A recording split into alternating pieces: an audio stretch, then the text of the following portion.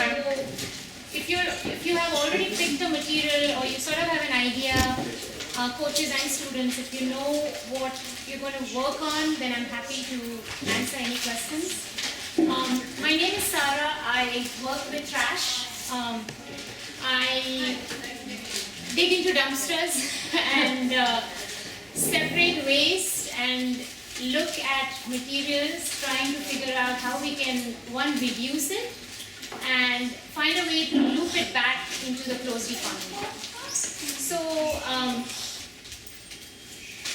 let's start with I just want to get a quick feel for where we are and what our interests are.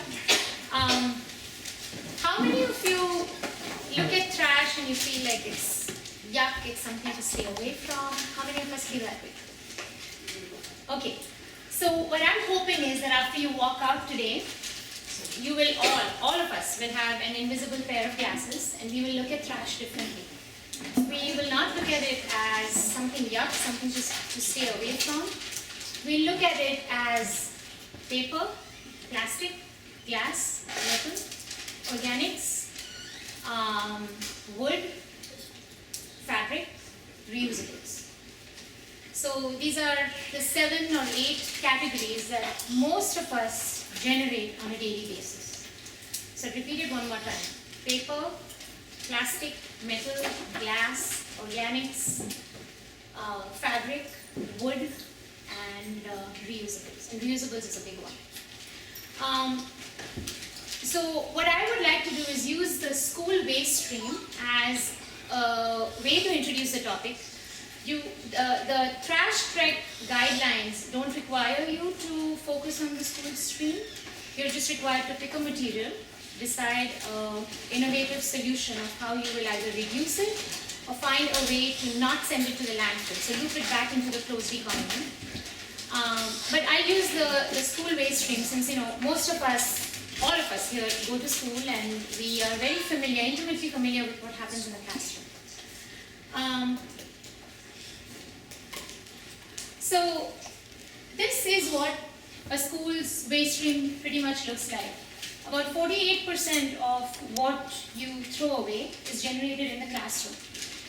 It's those black bins that you have in the classroom that the custodian picks up at the end of the day. All that, when it goes into the dumpster, it's 48% of the stream. Lunch generates another 33%.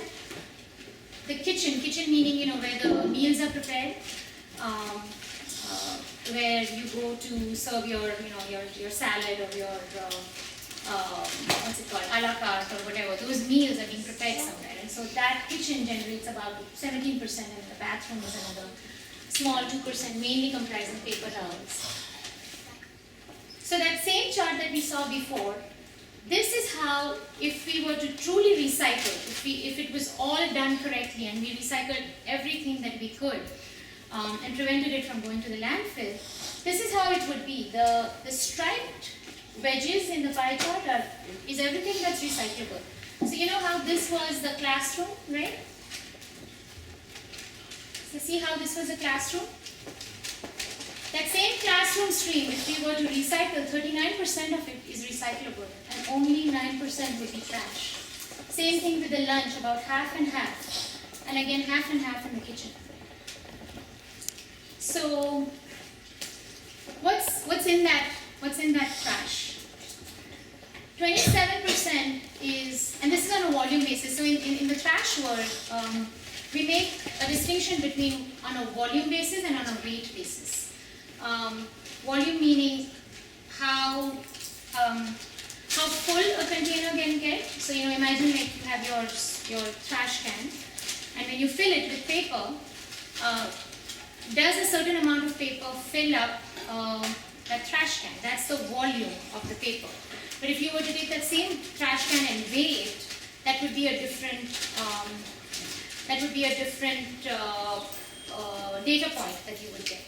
So I guess when you're doing your projects, be aware of that. Are you talking on a volume basis or on a weight basis? That's a big distinction. But we'll use volume basis for now. This is paper. About 27% of the waste stream is paper. Donatables, let me look at the CRV. CRV meaning, what's CRV? Anyone knows what CRV is? It's the California Redemption Value. Those beverage, the beverage containers, the plastic bottles and the soda cans that you can get money for, that's CRV. And that's about 11%.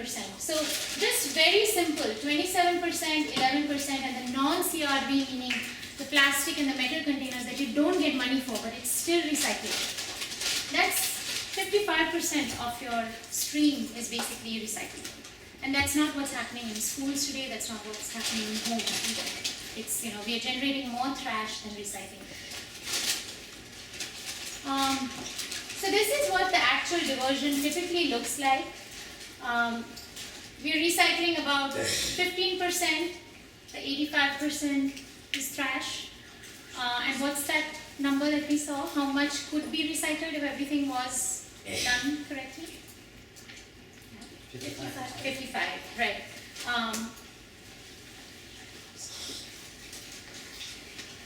Potential diversion is, at least 55 to 65%, and I've included the food also in this number. So let me just, so this is where we are, 15%. So all this data was taken from, we did a trash audit, like I said, I dive into dumpsters. So Marshall Middle School in Scripps Ranch had asked us to do a waste audit, and that's where these numbers came. So these are about from 2013 to 2014. So we are at 15%. If we were to recycle just the classroom, all the paper and all the bottles and cans from the classroom would get us 27%. The CRV, the beverage containers that you get money for from the lunch area could get you another 11%. The donatables, and this is a big issue. I mean, the donatables, they look at just 1%, but this is food.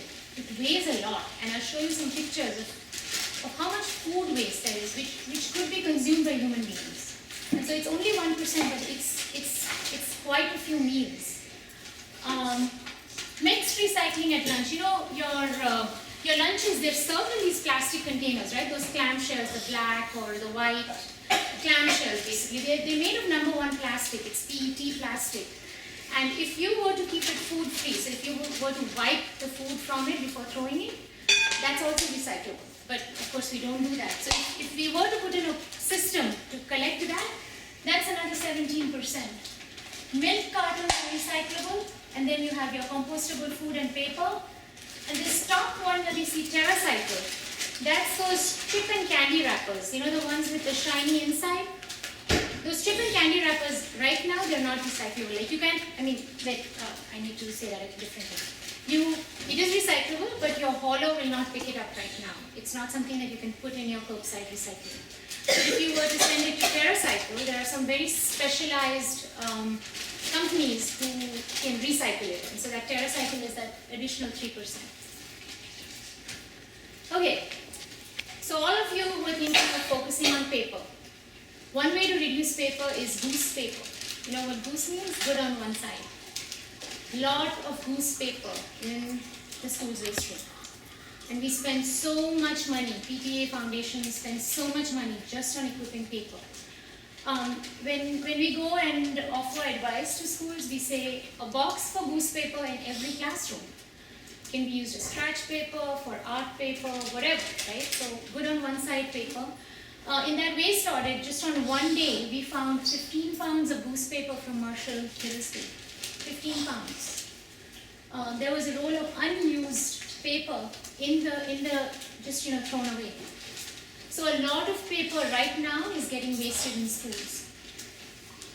So that 15 pounds is 3 reams of paper every day that the school is throwing away. CRV, bottles and cans that you can get money for.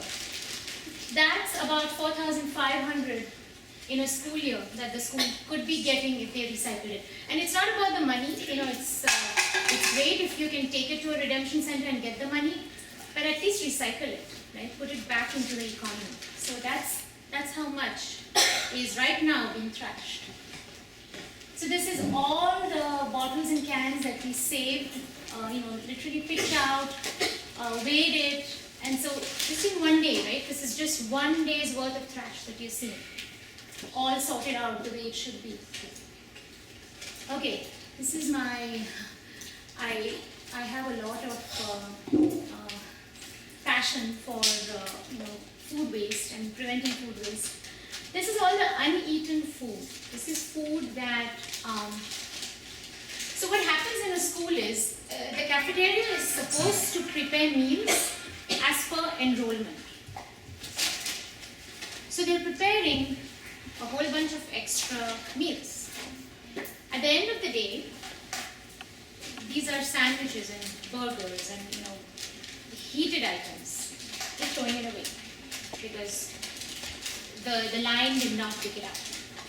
So this is food that could be donated if we had put a system in place to immediately send it to a food distribution agency. And so we worked with Feeding America San Diego. And what Feeding America does is, Feeding America has a whole bunch of distribution agencies. The distribution agencies will work with homeless people, hungry kids, whoever needs a meal, they will distribute the food to them. And because there are food safety restrictions and all those regulations, the food needs to be kept at a proper temperature. It needs to be kept in a way that whoever's picking it up will not fall sick. So that's why there's a system required. It's a very easy system. As long as the food has not been, as long as it's not picked up by a student and it's not coming back from a plate, it's in the kitchen. And I think there's a half an hour window or something like that. It can be donated. And Feeding America will match a school with the closest distribution agency. It's just a matter of, come at 1:30, pick up the leftover food, and they'll take it and it can be donated. So these are all the meals that we rescued. This is for all of you who are interested in composting. There's a lot of material that schools are throwing away. This is the salad bar items, right? Now the salad bar items, they're already served on the line. So it's hard to keep it, the temperature, to maintain the temperature. Sometimes it's very hot, the lettuce sort of wilts, it's probably not the most appealing. And so, the distribution agency is not going to pick it up. So, but it can be composted. These are pre-consumer food scraps. Pre-consumer, meaning it has not been served on the plate. It is still on the salad bar line. So there is practically no contamination of that food. And so it can be easily composted using worm bins, using thermophilic composting. Very easy solution for schools to do. So that day we said pre-consumer, right? Pre-consumer meaning from the kitchen. We're not even talking about the meals that kids don't eat. How many of you take milk and then you don't drink it? So many of you do that, right? You take a carton of milk and then you don't drink it. So you're not even talking about that, the stuff that's coming back unconsumed from students. We're talking about just the stuff the kitchen prepared and it didn't get back, and it was not picked up. Yeah, so they sometimes require you to take food. You don't, even if you say you're not going to eat it, they still make you take it. Right. So right. So the thing with milk is that if you don't want milk, you can substitute it with, I think, a half extra serving of fruits or vegetables. But that's not advertised everywhere. So it's just one of those education things that we. So these are ideas that the teams could pick up.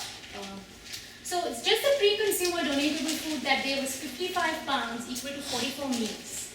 Just one meal. Quick question. Yeah.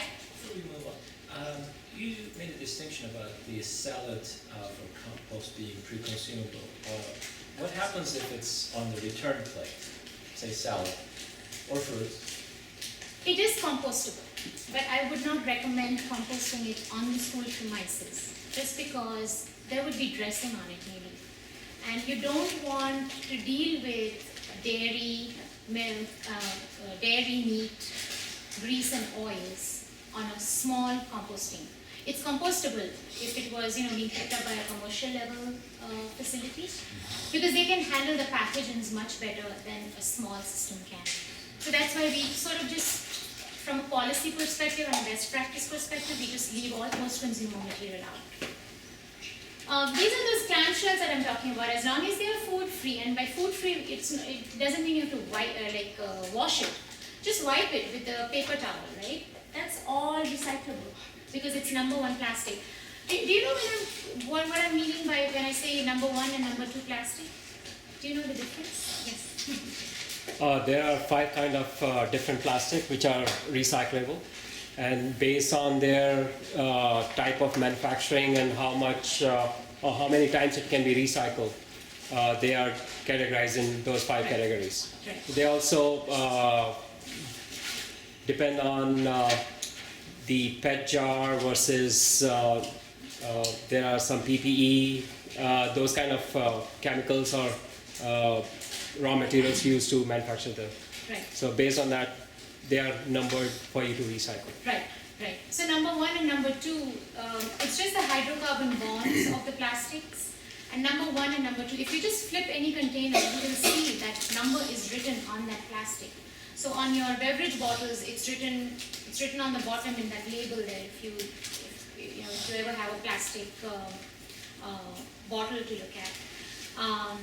Even on these clamshells on the back, you will see it's #1 plastic. And #1 and #2 are the most recycled plastics. They have viable markets. So there is someone out there who's willing to buy these plastics, shred them, and make it into new products. This is all the milk cartons, the pizza boxes. Pizza. All schools are serving pizza, right? And that's cardboard. And that cardboard could be recycled. But what we're doing is we're not keeping that wax paper on the bottom.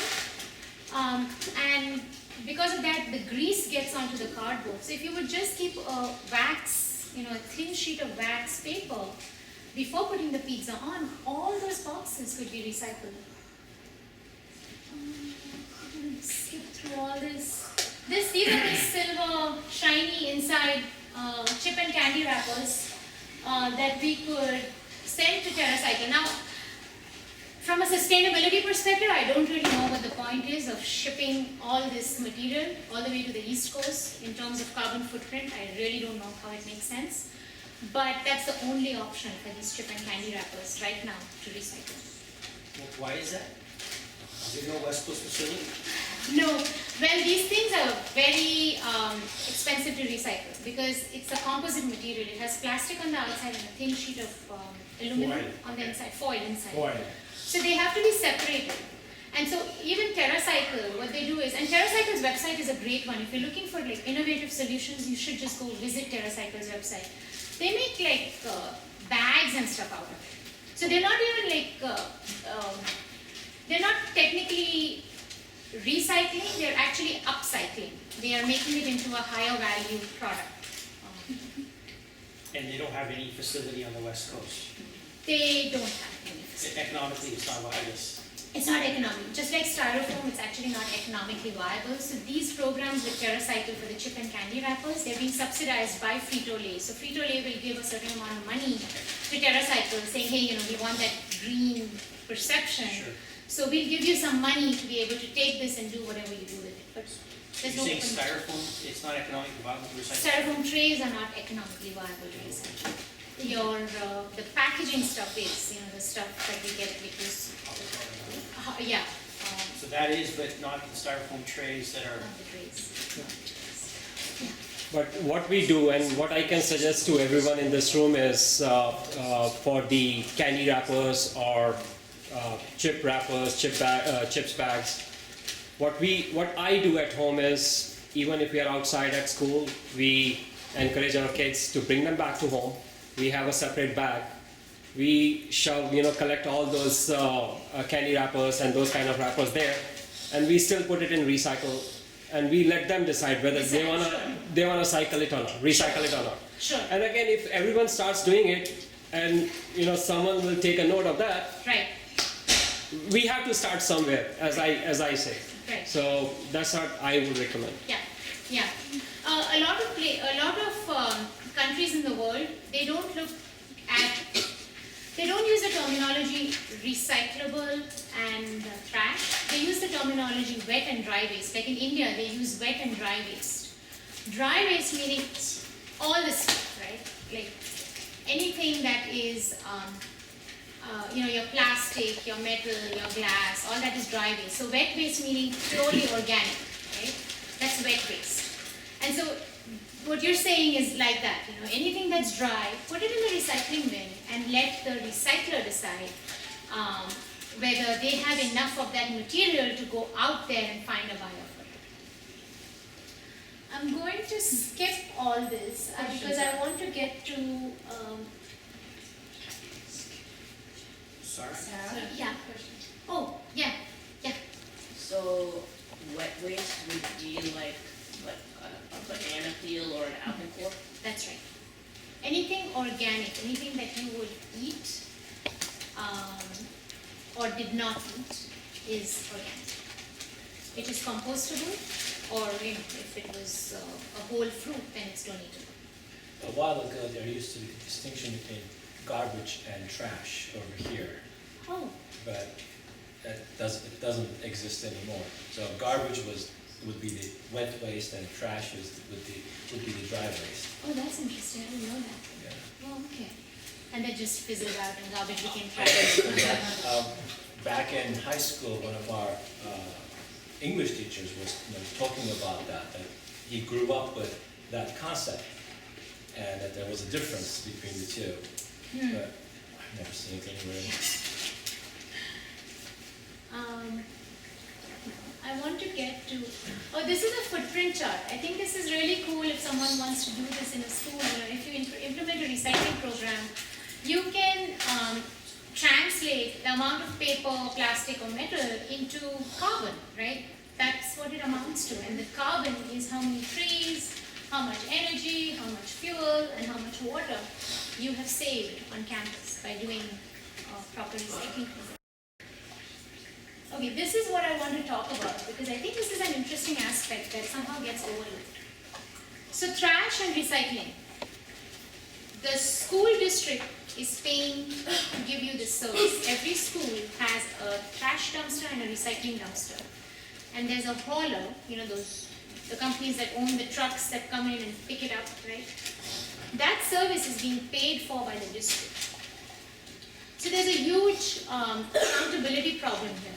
Because if a school is really doing a fabulous recycling program, and they really don't need a lot of service, that is not being communicated to the facilities manager who's ordering the service on the campus. So, a lot of times you will see that they order a similar structure of service for all campuses, but there are schools that are doing an outstanding job with recycling, and so their dumpsters are actually empty or half full, and they don't need that much service. And so the district ends up wasting that money by having extra services at campuses that don't need it. Recycling costs less than trash. So I think all of you should go and check out, at least look at, where are your dumpsters in your school, right? How many dumpsters do you have? How many times are they being picked up? What is the difference between how your trash dumpster looks and your recycling dumpster looks? So just do that because you'll see, and if you can, if you have an adult around, open that recycling dumpster and look what's inside. Most of the time you'll only find flattened cardboard. You won't see paper, you won't see bottles and cans, you won't see any other recyclables, you only see flattened cardboard. Yeah. At my school, actually, the dumpster, we would get to, it would revolve around in classes. In each class, every day there would be a group of students that would go out and empty all the trash cans and put it in the dumpster, help out the janitor. So when it was my turn to do that, I had seen the recycling dumpster. It was all paper, no cardboard, no anything else. Our school, That's excellent. What school do you go to? Delser, I go to Black Mountain now, but Right. Delser Elementary. Okay. But because Black Mountain does not do that. I see a lot of paper that's being thrown away. So, just pay attention. Like I said, we now all have those invisible glasses and we're looking at the trash in a different way after today. So recycling costs less than trash.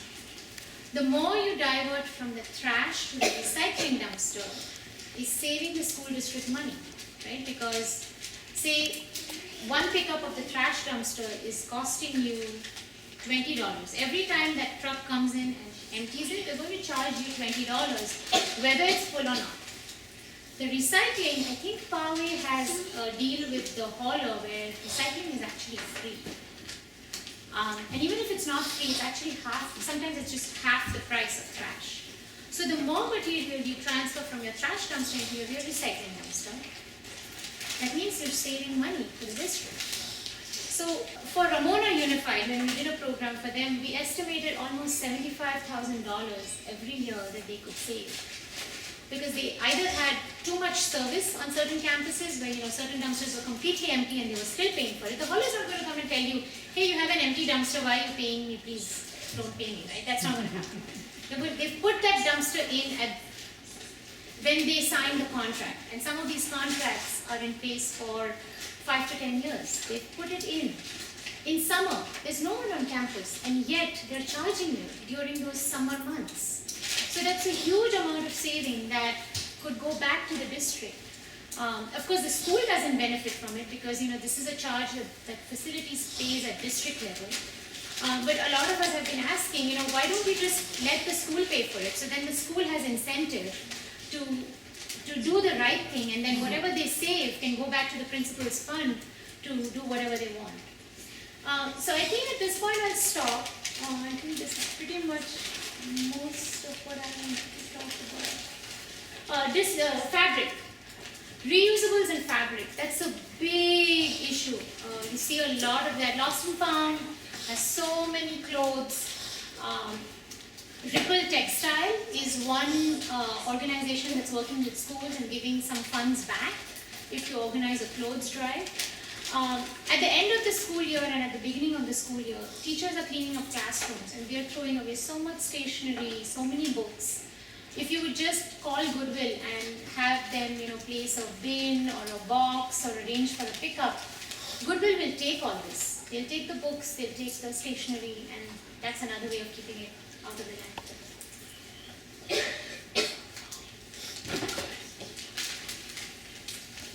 I think that's it. So let's just talk about any questions. I've heard so many wonderful ideas. I can think of like 10 different things you guys could do for your projects. Please take this opportunity to ask questions. Think through what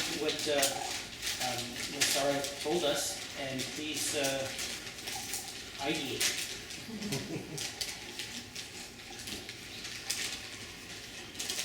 Okay, so how many of you actually look at paper and want to do something about paper? You know how trash bag requires them to pick a material, is that right?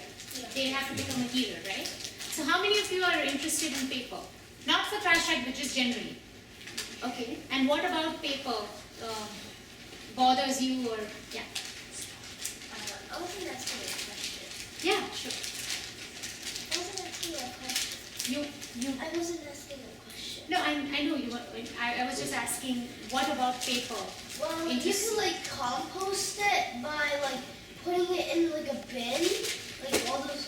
You could do two things with paper. You could reuse it all the time and recycle it, or you could compost it by putting it in a bin and then putting it outside and letting worms eat it, and then your garden would benefit. That's right. That's right. A lot of paper, food soil paper is compostable, and worm bins are a great way to recycle it. Yes. I don't like when I choose paper because I don't like when people will use one side of it and not both sides. So they'll use a side of paper, not the sheet of paper. Right. Right. Yeah. So newspaper is your thing then. Anything else about paper? Yeah. My idea was sort of like his, so at the school, I've seen pieces of. And the reason paper towels cannot be recycled is because there are lots of, there's a potential for germs and body fluids being on it, right? And so you don't want paper towels in the recycling stream. But all kinds of other paper, white paper, colored paper, construction paper, paper with staples on it, paint on it, all that can be recycled. Because what happens with paper is it goes into this this pulping mill, and it's sort of ground down and made into this mush, basically, mush of fiber. And then the fiber again is rolled out and made into new paper. An interesting fact about paper is paper can be recycled, like every fiber of paper can only be recycled 7 times. After that it sort of becomes very weak and that fiber cannot be flattened into paper anymore. So all paper, that's why you'll see 30% recycled content or 100% recycled content, but that paper feels a little different. And so there's basically 7 lives for paper. After a point, you always need that infusion of virgin fiber to make your paper. Okay, anything else about paper or cardboard? Yes. So, why doesn't so if paper is just gone straight into the pulping mill, why doesn't the color influence it? I don't know. Like you're saying, I think maybe because it's washed and chlorinated. So maybe that's why it's white, yeah. It's bleached. Yeah, it's bleached. Wouldn't they just, if they're making new paper, they just re-dye it? Because They would re-dye it. all Right. different colors from all Right. different fibers, so. Exactly. Yeah. Yeah. So paper is not technically sorted into colors like glass. Oh, glass is a big thing. I really hope some of you look at glass. What's happening with glass is this thing that we've started of putting everything in one bin is causing issues at the material recovery facility. It's called a MRF. So actually, you know what? Maybe it's a. How many of you know what a MRF is, or what a material recovery facility is? Not clear. Okay, let's look at it because I think that's interesting to see. If you have seen Toy Story 2, 3, yes, in the end of it, Oh yeah, sorry. This is a very old-fashioned, unsophisticated recycling facility where this is where the trash is coming down. It's going through a conveyor belt, and you see people standing here. They're sorting. Okay, so this was like, I'm thinking this was like 20-25 years ago. This is a spanky new sophisticated recycling facility. This is in San Francisco. This is where your trash is coming. It's going through the conveyor belts. Each of these areas, so there are screening machines. There are like machines that throw small puffs of air, and depending on the weight of the paper, it's separated. There are LED lights that are distinguishing the plastic types. There are magnets, huge magnets that are picking up the soda cans from the sort line. And then in addition to all the technology, there are people. You see all the people standing here? They are the ones, that anything that gets missed or doesn't get classified correctly, then they would do it. So, so when we put everything in one bin, right, it's all going to this MRF, and it's being spread out on the conveyor belts, and it's going through the process of sorting. Glass breaks when we put it into this bin, right? Just in a curbside bin, things break, and then imagine it's going onto this big truck, and then the big truck is going all over and then taking it to the recycling facility here, and this is where it's also dumping it on the conveyor belt. Glass breaks, and glass is a material that could be recycled over and over again. There is, how paper can only be recycled 7 times, glass can be recycled forever. But because it's broken, it cannot be. So the other thing with glass is, unlike paper, glass has to be sorted by color. There's blue, green, white, and brown glass. And you cannot mix it all up, unlike paper. Glass has to be separated. Now when it's all broken and you have all these glass pieces together, you can't really do anything meaningful with it. So then it's just sent over to these places which just crush it down and make it into, they use it as in roads and building material, which is a great diminishing in the value of that material. The idea is always to do highest and best use. Find the highest and best use for the material, right? You don't want to downcycle it, and we are downcycling glass tremendously. You have a question? It's not really a question. Any, For comment? the glass, why don't you just take the fragments, like you found a broken bottle and you still have most of the pieces, why don't the recycling people Why don't they just melt it down and then make something out of it? Because the color of the glass influences the temperature at which it melts. So brown glass has to be processed differently from blue, green and white. And so if it's all mixed together, you can't, because you have to follow one process for each colored glass. So that's why it's just being ground up and used in construction right now. But then why can't you just like sort the glass pieces by color and then could you melt it? You could, but think about how, so you could maybe invent a technology that would be more efficient in doing it. But right now we don't have a technology which would do it cost effectively. If every small piece of glass had to be sorted, someone's spending all that time, right? Or there's a machine that has to be so accurate in doing it.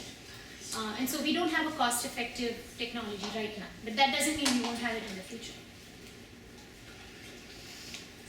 Okay, so, yeah. Question, so how do they actually, once, let's just say they have all of the brown glass together and all of the blue glass together, then what do they do with it to actually recycle it? Do they melt it? They're melting it down. They break it down, they break it apart first. They break it, They send to a smelter Right. where they are raised to a particular temperature and then they smelt it. right, but right before they smelt it, they actually crush it, right, before they put it in the smelter. I don't Possibly know. sometimes yes, yeah. But it, as the temperature is rising, it will melt automatically. Sure. And there's a cleaning process, all the dirt will be cleaned and then the fresh, whatever is the main part, that is being separated. So when I, gosh, 20-some years ago, a company I worked for, we worked with a company that was taking a conveyor belt of crushed glass, detecting the color, and then having air jets blow it onto it had air jets to blow it onto different, into different areas. Areas? But if they were dealing with crushed glass, Oh, and that's they would interesting. blow it, but this was like 20 years ago, I'm surprised that that's not a common. Yeah, because there are places, cities in Florida, and I think it was in Florida that they were thinking of actually removing glass from the list of recyclables because of this broken issue. So glass is something that could be one of the team's projects. Reuse. Reuse is a big thing. We are really so bad with it in this country. I mean, so cardboard, right? Why recycle if you can reuse? We get all our Amazon boxes and we put it in recycling. It's being torn apart, right? There is energy being used in doing that. And then on the other hand, we go to Home Depot and buy packing boxes, right? But why can't we just find a way to take those same boxes and as is introduce it back into the system? So reuse is a big problem. I don't have the statistics, but one website that has a wealth of information is Cal Recycle. Coaches, please make note and go on it. You'll find a ton of information. And I'm sure there's information on reuse over there. There's so much in our waste stream right now that could be reused. And we're not for glass bottles, right? Why are we even crushing it down and smelting it? I mean, why can't we just wash it and put the beverage back into it? That's probably the closed loop system, and that's where the energy, the carbon footprint will be so much lower. So the plastic bottles that we drink water from and then we throw into the recycle bin, they're never reused, they're actually Yes. remelted and. They are right. They're being pelletized, so it's almost like a granular form of plastic. Okay. And then, they'll send it anywhere, whoever wants to make bottles or even clothing, right? Because plastic is used as an input to clothing now. So it's just granules of plastic that are being traded. Now, from aging ourselves, when we were all young, the Coke bottles used to get reused, not Yes. recycled. Yes. They used to go get washed. Yes. That's no longer the case. That's no longer the case. Canada does have it. Okay. British Columbia does do it. Still. There are places in Europe that do it, but Plastic is it more cost effective or was it to refill. to throw? No, I think Why it's did we more shift of away? it's more of a consumer aspect where they are providing another option to the consumer from the point of convenience. Like I cannot take the glass bottle from, or maybe like I also remember like when we used to go and buy Coke, Thumbs Up, or whatever, any soft drink, soda, as we call it here. We had to make a deposit. Yes. Well, we do For the glass bottle. Doing that We now. do plastic bottle. Right. No, but again, the deposit with glass bottle versus plastic bottle is not so much. Plastic bottle is like 10 cents over here. I'm talking about bags, It should be a almost rupee. half the cost of Yeah. the cost of the actual drink. Yeah. And that glass bottle is again, you are taking it with you and you break it, you have to throw it away, you run a risk of cutting yourself and all that, which is not there with the plastic.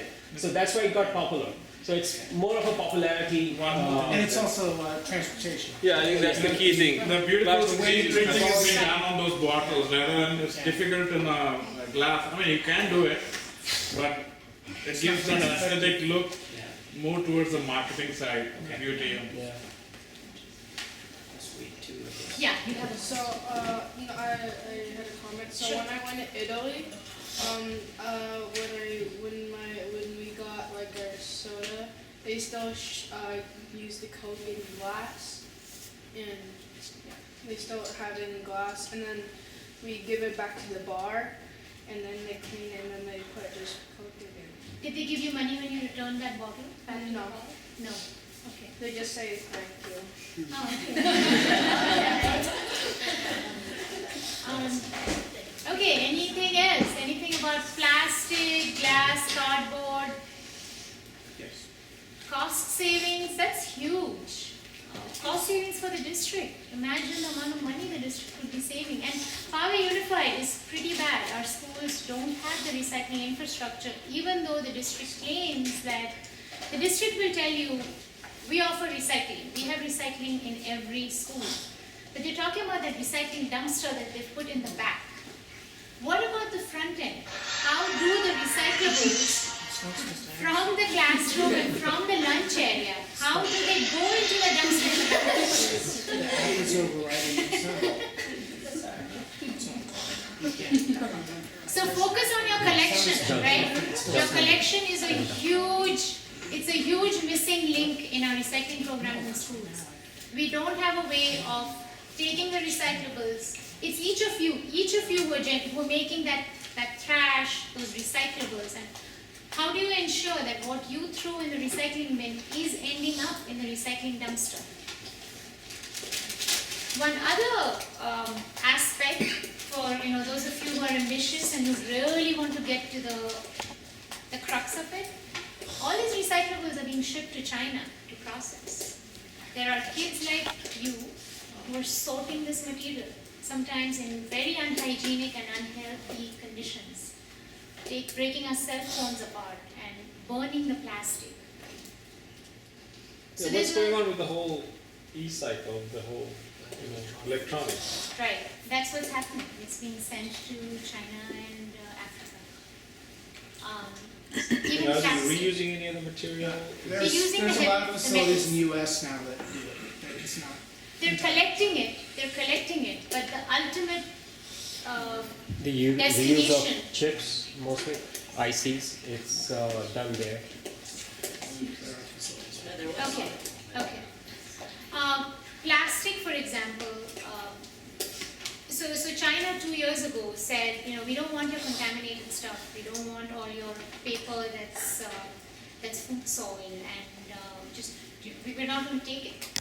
And so the US was scrambling at that point. Actually, the entire Western world was scrambling at that point to find ways to, where do you send this? We don't have the processing capacity. We're just used to sending it to other countries to sort and process.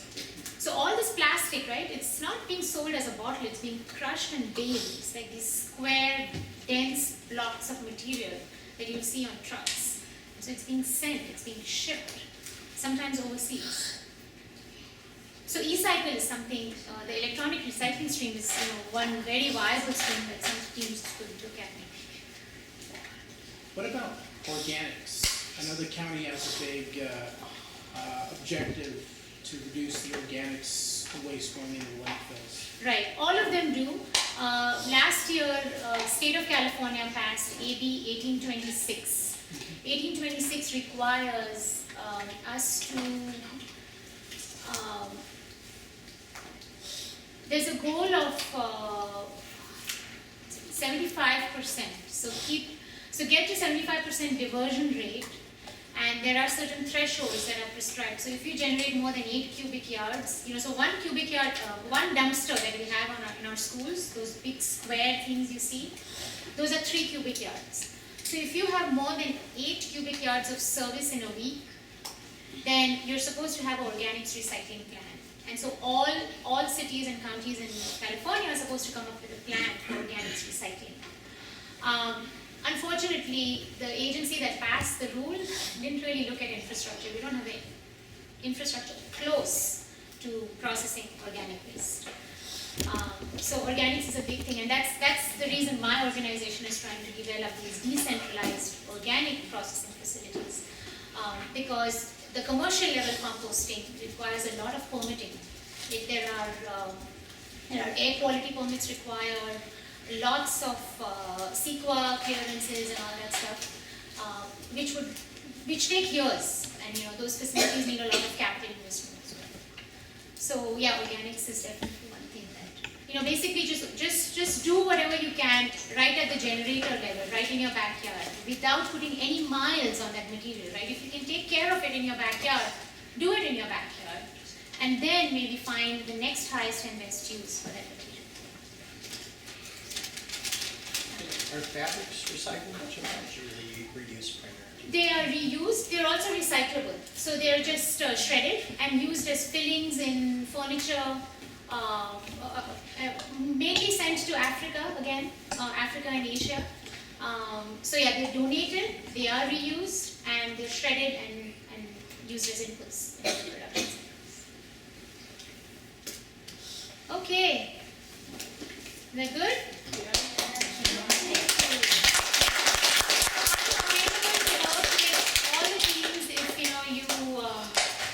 Have any questions? I have lots of material that I can help you with. Full disclosure, my son is also part of an FLL team. Okay. So thank you, Sarah. Now we are, what do you guys think about having, maybe after we get some ideas, we talk to Mr. Kripalani, and maybe we see what we can do at Black Mountain. What do you guys think about that? Around with the Black Mountain dumpster, And I think let's not stop at Mr. Kripalani. This will go to the school board. This should really go to the school board. Especially if each of these 6 teams picks a different material, we can weave it into a big plan. And I think the school board really needs to hear about this. A lot of different schools have been making noise about it, but we've never really had the momentum to do something together.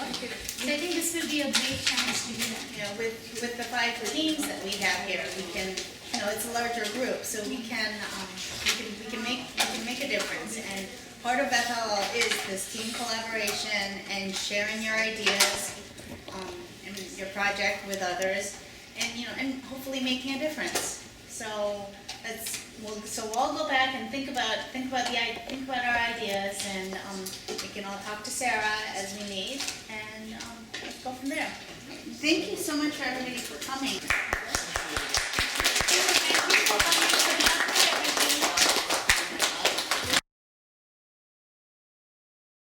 Your background, what is your schooling, what is your background, Sure. What is your job, and then how did you get into the... So, my name is Sara, like I said. I grew up in India. I moved here to do my MBA. I have a business background. I worked in finance and consulting for 10 years. And then I just wanted to do something that I was passionate about. So I switched to I took a break from work, and at that time my kids went to Willow Grove. And Willow Grove didn't have, we wanted to put in a garden in Willow Grove. And so we were working on that, and then someone just said, well, how are you talking about a garden? We're not even recycling. So one thing led to another, and I just started getting more involved with this. So, and this happened to be my calling. So I just, sort of followed where life led me, and this is where I ended out in dumpsters. My parents are extremely upset that I gave up my MBA to do this. But yeah, that's my background. No, but do you actually have a company that does this? I run a non-profit. My non-profit is Inika Small Earth. And what we do is we mainly work with schools on implementing recycling programs, zero waste programs actually. And we're working right now on community composting to actually make decentralized community composting hubs all over San Diego where people who are not going to compost in their backyard can take their materials to be composted. Just like New York and so many other places, you know. Not all of us can compost. We don't sometimes have the time or the interest. And so we should have those other alternatives, and we're trying to build that alternative infrastructure in San Diego. Thank you. Thank you.